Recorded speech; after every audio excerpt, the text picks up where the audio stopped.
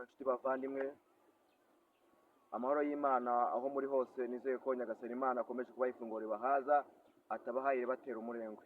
Ni wa muhungu wanyu Wansori, kuri YouTube channel ni Olivier Media TV. Nawe nubona ari ngombwa unyarukireyo, ujye gukora subscribe, ukore like ndetse na comment. Uyu munsi nje kugira ngo twiganire kuri message zitangwa muri filime nyarwanda. Filime nyarwanda zimaze gutera intambwe igaragara, zimaze kugera ahantu hagaragara ku buryo nta muntu ukivuga ko ari théâtre zigaragara nk'uko mbere mu myaka yashize twageraga tubivuga. Filime nyarwanda zigeze ku rwego rwiza ku buryo hari n'abaretse business zindi bakoraga, baretse imirimo ya leta bakoraga bakajya gukina film kuko babonye ko bari talented kandi harimo n'akantu ku buryo bugaragara. Ngira ngo mujya mubabona bose bazikina uko baba bameze mu buzima babayeho batandukanye, ariko hari message njyewe ntajya nkunda mu filime nk'eshatu maze kubona. Muri filime nk'eshatu zagiye zitangwa ndabiba zibabwira ruguru.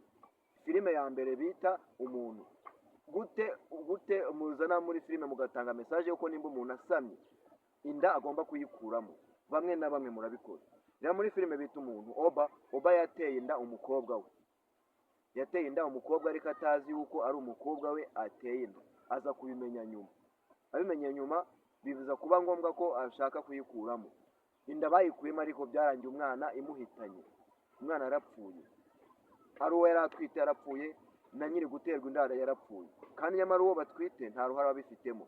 Inda uko yajyamo kose byaba byiza uretse rwose umwana akavuka, mukamuha uburere, mukamuha inshingano nk'uko mugomba kubikora, tukayibona natwe nk'abantu bareba filime zanyu tukabonamo message nziza ko ari ikintu cyiza mwakoze.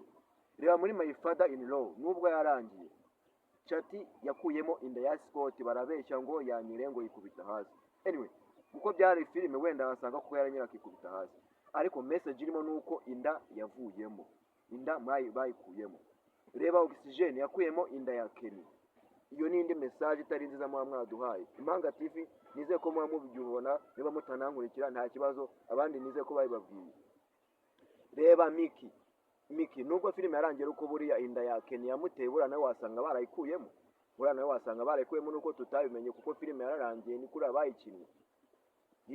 Ntabwo ari message, ntakantu kaba kari keza rwose mwamutwereka, ntabwo bari byiza. Nubwo ari byo mwakinnye ni uburenganzira bwanyu, ariko ngiye nka filime nk'iyo yarangiye n'izindi ngenda nkurikira uko nzikurikira umunsi ku munsi, ntago biba bikwiye rwose ko muduha message yuko umuntu agomba gukuramo inda rimwe na rimwe ikanamuhitana, ari uwo atwite ari n'uyitwite bose bagapfa.